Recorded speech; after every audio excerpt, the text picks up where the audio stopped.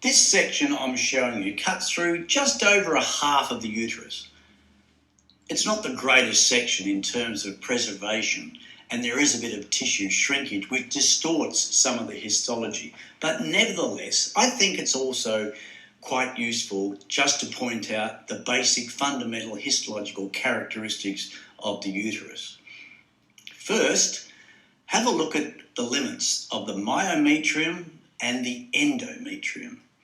The perimetrium is a little bit scrappy and it's on the outside. The myometrium is composed of bundles of smooth muscle cells separated by seams of connective tissue.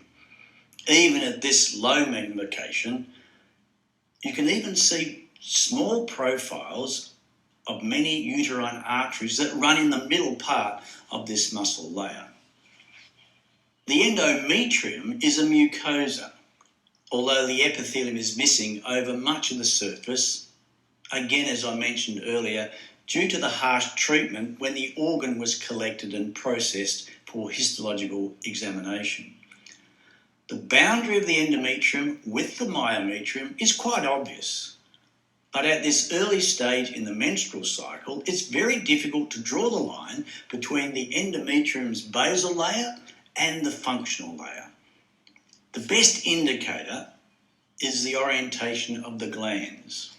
Those in the functional layer are running to the surface, and therefore in this section they're cut longitudinally. The segments of the glands in the basal layer are convoluted, and so they're sectioned in various orientations.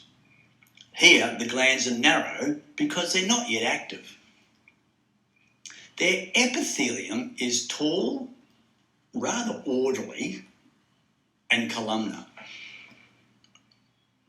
Look carefully and note there are remnants of the epithelium along the endometrial surface. It's similar to the epitheliums of the glands. This is not surprising because the surface epithelium does come from the glands. After the functional layer of the endometrium is shed during menstruation, the surface is bare connective tissue. The ends of the glands remain at the base of the endometrium in the basal layer. Their cells then divide rapidly and migrate out of the glands and over the surface of the endometrium. So you can see a continuity of two epithelia and can imagine the sheets of cells being pushed out of the glands. I'll show you this happening in the next section. The follicular phase of the endometrium can also be called the proliferative or the estrogenic phase. This section represents an early stage in the menstrual cycle.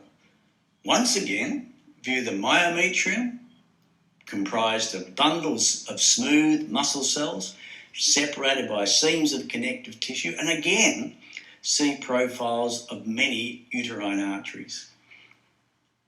The endometrium is very shallow. You can see that the basal part is more cellular than farther up in the boundary, but it's not sharp. Also, the glands twist in various directions in the basal part, but run straight towards the surface higher up.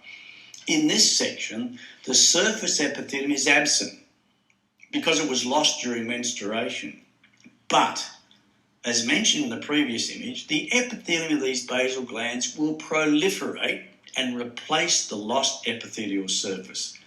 You can actually see this happening in these small areas here, and again imagine these epithelial cells migrating from these two glands in these two regions. This section demonstrates the uterine endometrium in the middle of the secretory or progesterone phase. Notice its lacy appearance due to the development of the glands. These glands are actively secreting mucus and much of it remains inside the glands, enlarging them.